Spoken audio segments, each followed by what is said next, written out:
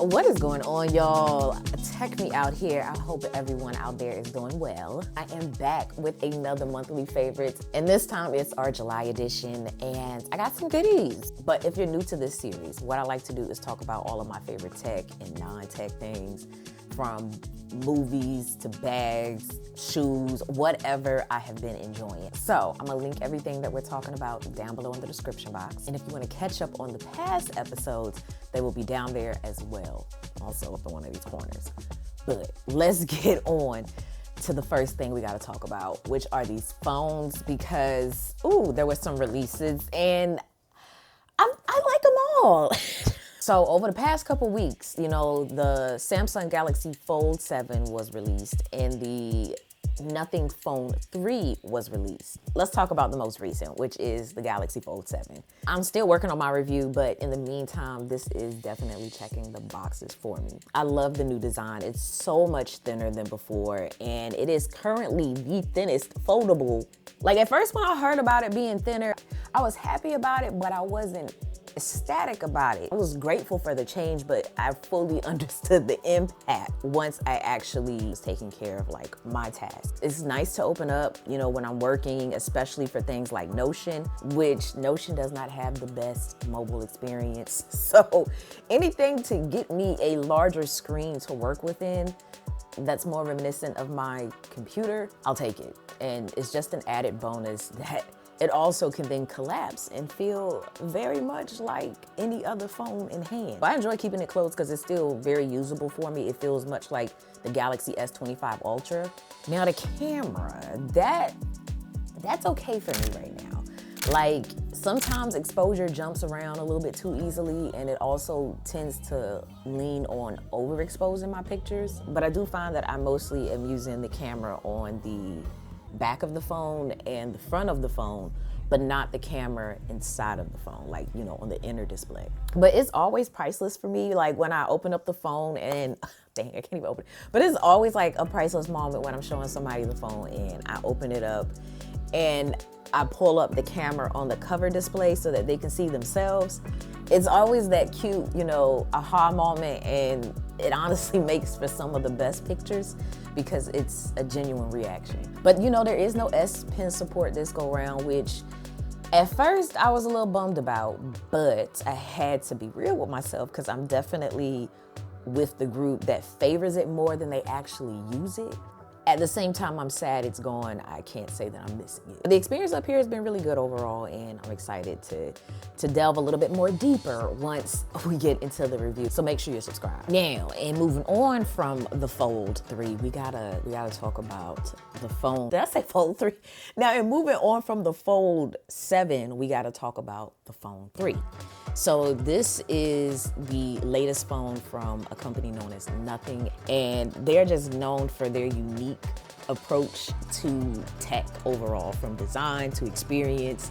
It's priced at about $799. I really love their design on this. It's just bold. They're just not scared to take on something different, and I love that. But the interface, y'all, it's so gorgeous, is it not? And on the back of it, there's this new glyph system. So Nothing has always been known for these LEDs on the back of the phone, but now they've condensed it down to this little screen. So what you do is you hold on this area of the phone, and then it lights up right up there.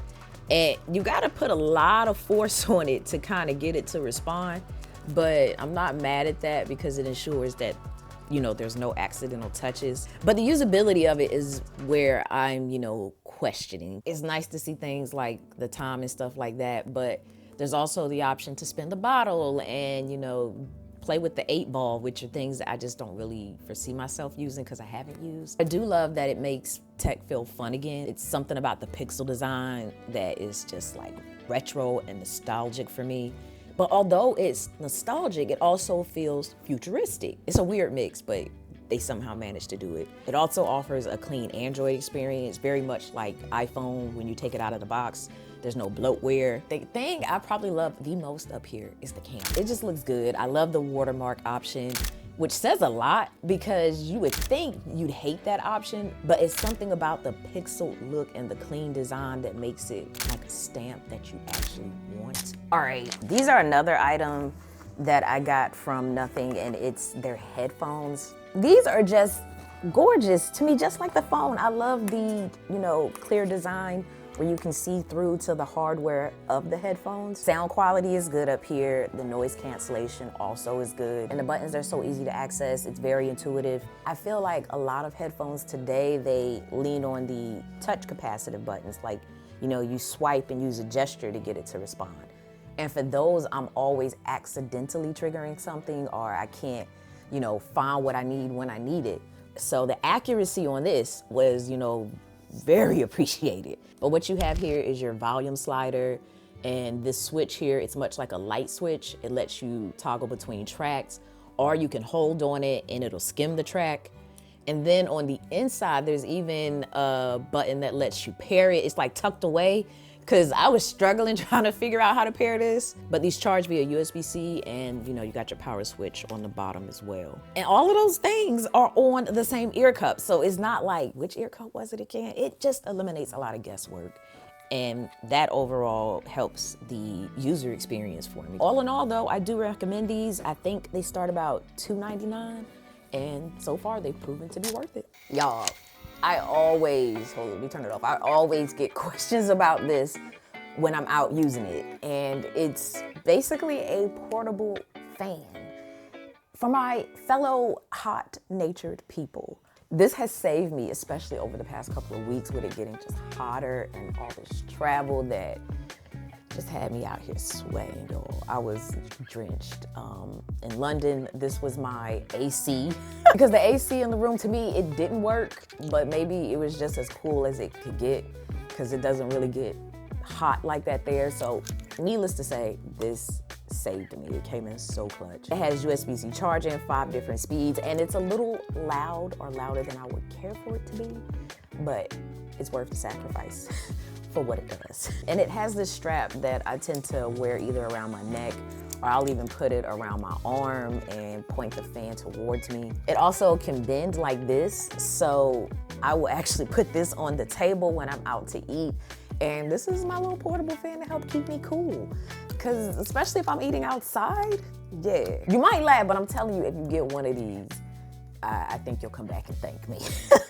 Because it's just so many scenarios that I just didn't realize this is very nice to have in. I highly recommend. And for all of my fellow tech friends, if you're watching this, I know y'all was asking, like, what is that? Where'd you get it?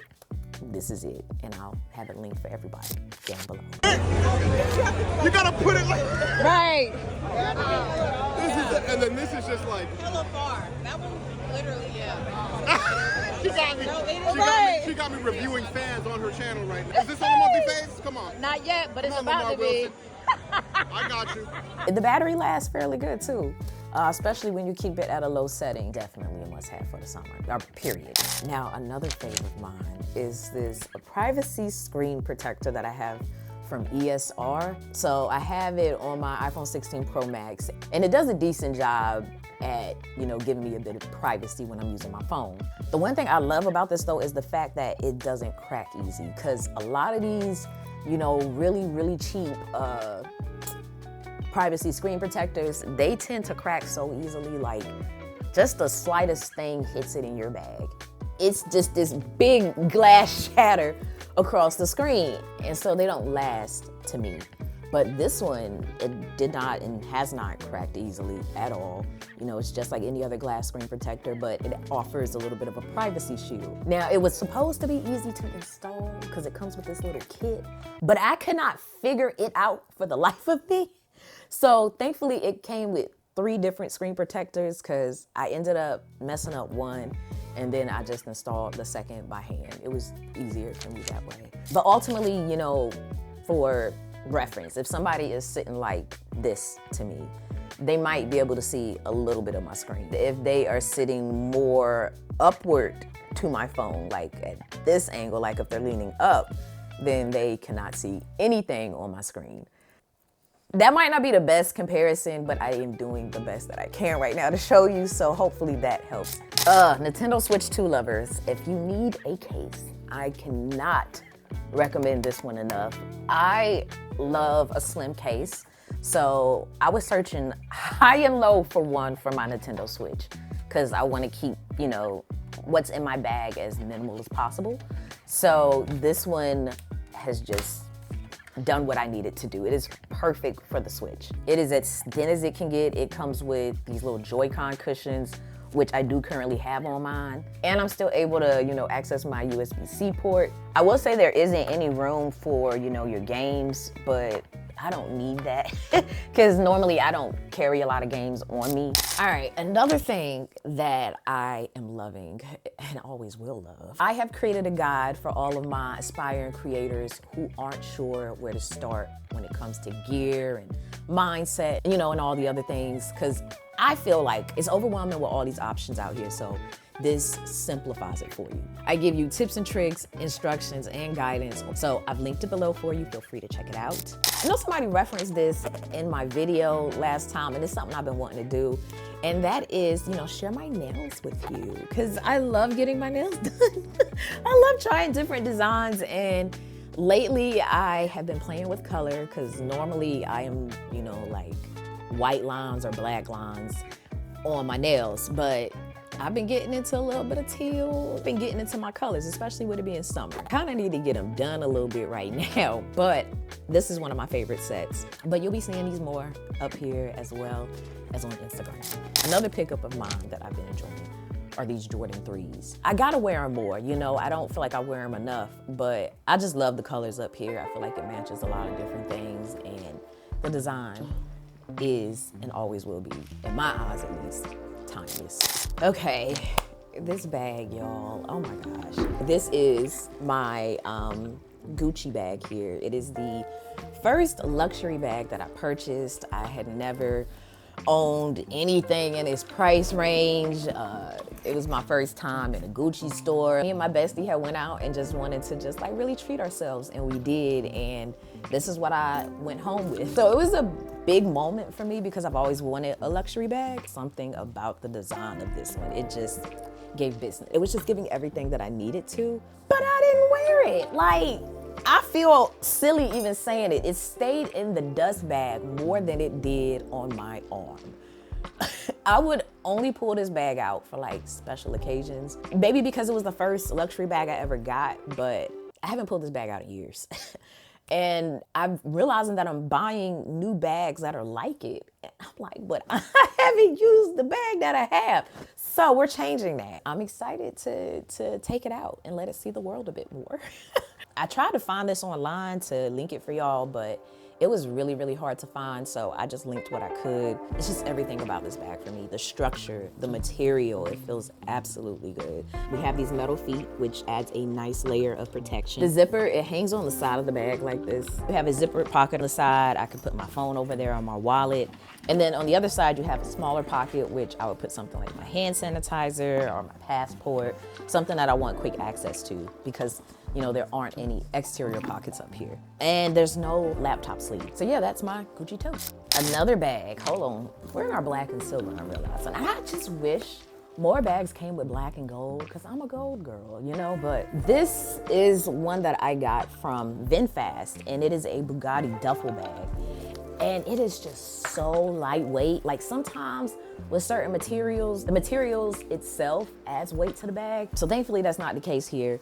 But you know, it doesn't have any structure, so it's definitely flimsy. But inside there is a shoulder strap, which you can either carry the bag like this with the handles, or put the shoulder straps on the outside here and carry it like that. I really like carrying a duffel or a tote with me, especially when I'm flying. I like the overall look better than my backpack, but I will say it humbles me on what I carry, because I really try to keep these things light. Carrying a duffel is different than carrying a bag with two straps, you know, because the weight is distributed differently. In the past, I would normally have a book bag, but it's something about the aesthetic of a duffel or a weekender that just does it for me. TV shows and movies. Have I seen any movies? Well, yeah, I have. One of Them Days, you know, by Issa Rae. I love some Issa Rae. She is that girl. I used to watch her on YouTube years ago and she had awkward black girl, because oh my God, I would see me in that show, like not as a character, but like I felt like I was seen with her character. It was just hilarious. Even then, you know, her productions were giving us what we needed. So I was excited for One of Them Days. It's a great comedy. It's on Netflix. It stars Keke Palmer and SZA, who are two friends that are also roommates who need to get that rent money. Like, rent is due, but they keep getting hit with like different life things, which adds the comedy element. But it has a lot of people in it. I know, what is his name? Joshua Neal. I love his production. He does these skits. It's very emotionally driven. Like you are in that moment with him kind of thing. The other show I'm watching, Queer Ultimatum. I'm a few episodes in, and even as I'm thinking about it, y'all, I'm shaking my head. You know, it's one of those. If you're not familiar with the show, it is about a couple where one of them wants to get married and the other does not. And it's different couples, it's not just one. So an ultimatum is given. On the show, they basically break up with their partners and they start dating other people who are also in the same predicament. Lots of community drama in a nutshell. But it's always interesting to see a partner from these couples fall in love with somebody else within 3 weeks and let their partner walk away. I don't have a favorite couple up here, but I am still a few episodes out from where, you know, they are currently airing in terms of episodes. No spoilers in the comments. And then for my music, of course, y'all can check out that playlist. I'll have it linked down below for you, but ultimately these are the songs that I have been enjoying. So I think that's gonna sum everything up. I just love doing these episodes with y'all. But if you have other categories, I guess, that you'd like to see, let me know. And to stay further updated in between time, feel free to follow me on Instagram at TechMeOut. That is TECHME0UT. And until the next one, y'all, as always, thanks for taking the time out to let me tech you out.